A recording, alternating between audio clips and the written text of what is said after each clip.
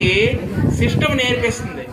చూడండి, వర్షాకాలంలో వర్షాలు పడుతున్నాయి. గత మీకు తెలిసిన నుంచి వేసవిలో ఎండలు పెడతాయి, శీతాకాలం చలేస్తుంది నవంబర్ డిసెంబర్.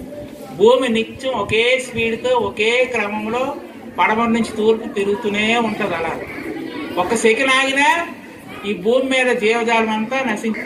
అలాగే మానవుని తాలూకు హృదయం, మన గుండె ఉంది తెలుసు కదా మీ అందరికీ. ఈ హృదయం చేస్తుంది అన్నమాట.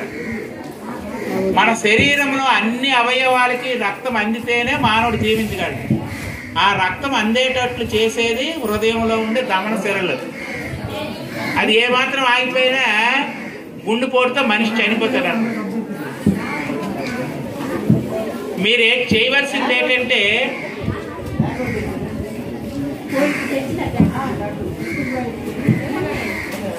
పిల్లలు 4 కల్లా వెళ్ళిపోదామండి.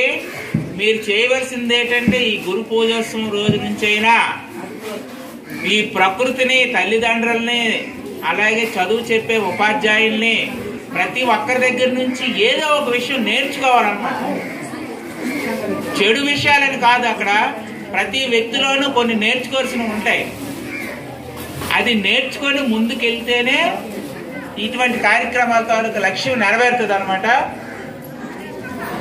మనకి యాంకలావిడి కథ తెలుసు కదా, మీకు తెలుసో తెలియదో ఒక్క 2 నిమిషాల్లో చెప్తాను చూడండి. ఆయన ఒక ఆటవిక తెగలో పుడతాడనమాట. ఆయన పూర్వం చదువు నేర్చుకోవడానికి క్షత్రియులు మాత్రమే అర్హులు. క్షత్రియులు, బ్రాహ్మణులు మాత్రమే. ఆటవిక జాతిలో పుట్టడం వల్ల, ట్రైబల్ కమ్యూనిటీలో పుట్టడం వల్ల ఆయనలో టాలెంట్ ఉంటుంది. కానీ కౌరవ పాండవుల గురువైన ద్రోణాచార్యులు అనుకుంటా, ఈయన ఆ క్షత్రియుడు కాదు, బ్రాహ్మణుడు కాదని చదువు చెప్పడానికి నిరాకరిస్తే, ఏకాగ్రతతో గురువుని ఒక బొమ్మగా తయారు చేసుకుని తన మనసులో నింపుకొని ఆయన చక్కగా చదువు నేర్చుకొని అర్జునుడికి మించిన అప్పటికున్న విద్యలో అర్జునుడిని మించుతాడు.